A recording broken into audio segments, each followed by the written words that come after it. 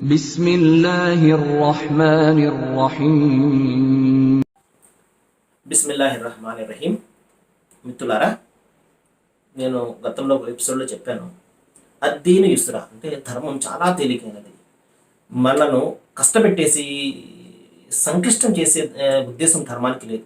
ఇస్లాం ధర్మం కూడా అంటే ధర్మం పేరుతోటి మనిషి కల్పించుకున్న విషయాలు అయితే కష్టతరంగా కనబడుతుంటాయి. కానీ ధర్మం ఇప్పుడు తేలికైనటువంటి విషయాలే చెప్పింది.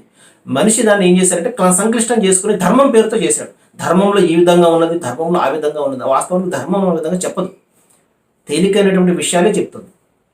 సోదర మహాశీలారా, అందులో కొన్ని విషయాలు ఏంటంటే శిఖనాలు, ఇంకా రకరకాలైనటువంటి శిఖనాలు అంటే చాలా ఉంటాయి.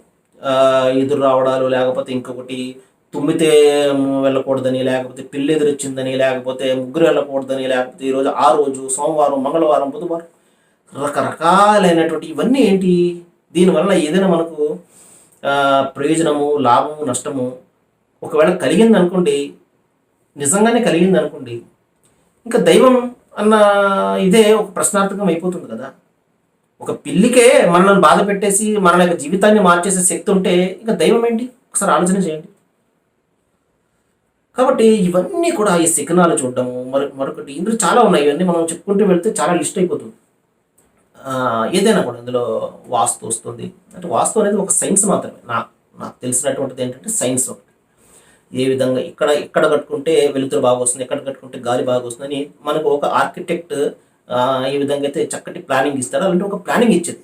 అంతే తప్పించి నీది ఇక్కడుంటే నీకు నష్టం, అది అక్కడ ఉంటే నీకు లాభం అని చెప్పాడు అంటే మనిషి కల్పించింది అనమాట అదంతా కూడా. ఎందుకంటే ఇద్దరు వ్యక్తులను తీసుకువచ్చి సిద్ధాంతులను లేకపోతే వాస్తు శాస్త్రజ్ఞులను తీసుకువచ్చి చెప్పమంటే ఇద్దరు కూడా చెరో విధంగా చెప్తారు. ఈ విధంగా ధర్మం అనేది నిజంగా వేరువేరుగా చెప్పదు కదా, అన్నీ ఒక విధంగా చెప్పాలి. సరే, వేరే టాపిక్ అనుకోండి.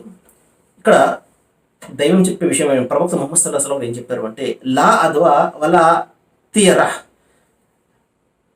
దుశ్శకునాలు, ఇతర అలవాట్లు ఏదైతే ఉన్నాయో, ఇతర పద్ధతులు ఏవైతే ఉన్నాయో అన్నీ కూడా ఒట్టి మాటలు మాత్రమే. దైవం ఏదైతే అనుకున్నాడో అది మాత్రమే జరుగుతుంది. ఆయన ఒక రూపాయి ఇవ్వాలనుకుంటే ప్రపంచం అంతా అడ్డు పెట్టినా కూడా దాన్ని ఎవరు తీసుకోలేరు.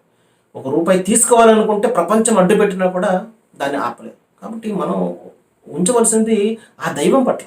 సమస్తం కూడా ఆయన చేతిలో ఉన్నది, చావు పుట్టుకలు ఆయన చేతిలో ఉన్నాయి, సమస్త వ్యవహారాలు ఆయన చేతిలో ఉన్నప్పుడు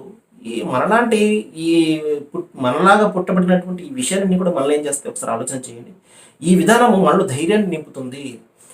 మన సంఖ్యలు ఏదైతే ఉన్నాయో, భావ సంఖ్యలు ఏదైతే, కట్టుబాట్లు ఏదైతే ఉన్నాయో, మూఢనమ్మకాలు ఏదైతే ఉన్నాయో, వీటిని అన్నింటినీ కూడా మనల్ని విడదీస్తుంది, మనల్ని రిలీజ్ చేస్తుంది. రండి ఇస్లాంని తెలుసుకుందాం. వాఫిరుద్దావన అల్హమ్దులిల్లాహి రబ్బిల్ ఆలమీన్.